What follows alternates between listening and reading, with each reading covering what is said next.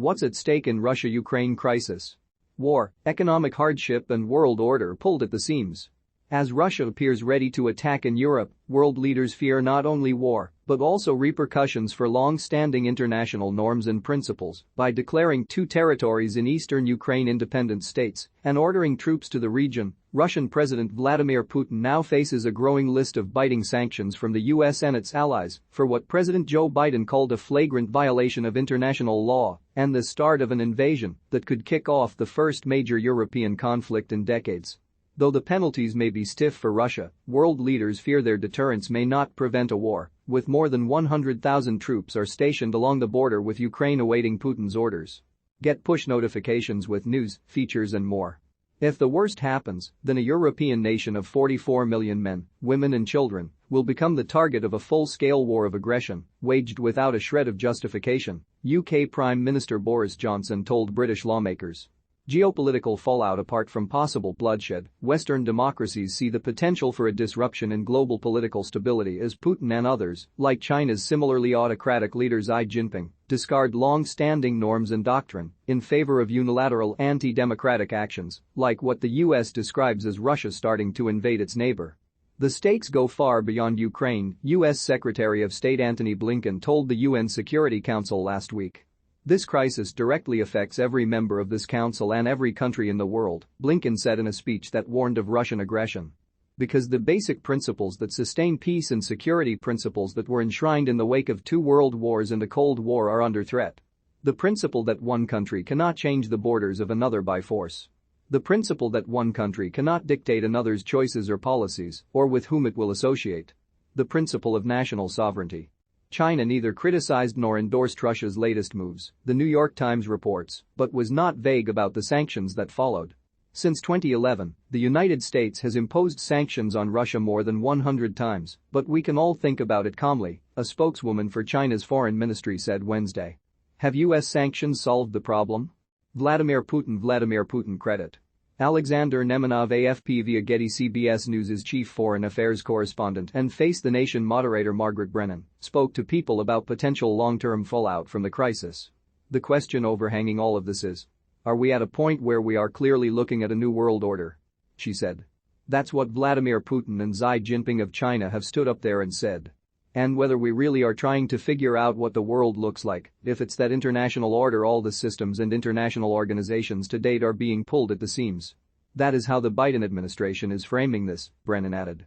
It's about democracy versus autocracy. State of emergency with backing from President Volodymyr Zelensky. Ukraine's parliament voted to declare a nationwide state of emergency beginning Thursday over fears that Russia will attack, escalating beyond its support for Ukraine's disputed breakaway territories. A Pentagon official said Wednesday that it is believed nearly all the Russian forces along the Ukraine border are now ready as soon as Putin gives the green light.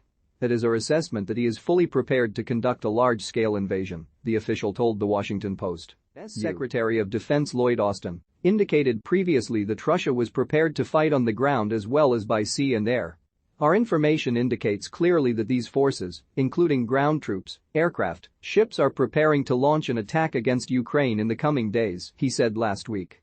Also last week, President Biden said the U.S. believes Russia will target Ukraine's capital, Kyiv, a city of 2.8 million innocent people, and warned Americans there to leave the country. We're dealing with one of the largest armies in the world, Biden said of a potential invasion. Things could go crazy quickly. Speaking to reporters over the weekend, Prime Minister Johnson said British intelligence indicated that a full-scale invasion would not be limited to eastern territories but would include forces coming down from the north, down from Belarus and actually encircling Kyiv itself.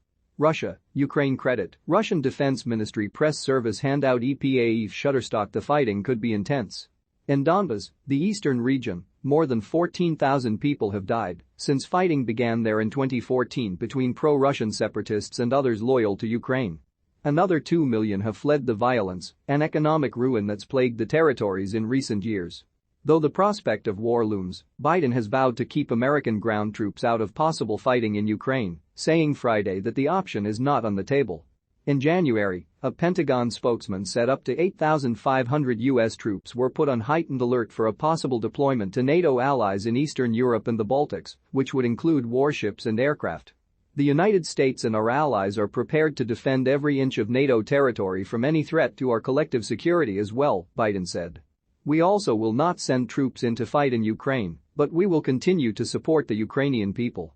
Economic costs, however, the president warned Americans in a speech on Tuesday that defending freedom will have costs for us as well here at home. Biden said his administration had imposed new sanctions on Russia that have been closely coordinated with our allies and partners and will go far beyond steps implemented in 2014 when Russia seized Ukraine's Crimean Peninsula. The first tranche of measures target Russian financial institutions, its sovereign debt and the country's elites and their family members, Biden said. We've cut off Russia's government from Western financing, he also said, adding that the elites share in the corrupt gains of the Kremlin policies and should share in the pains as well.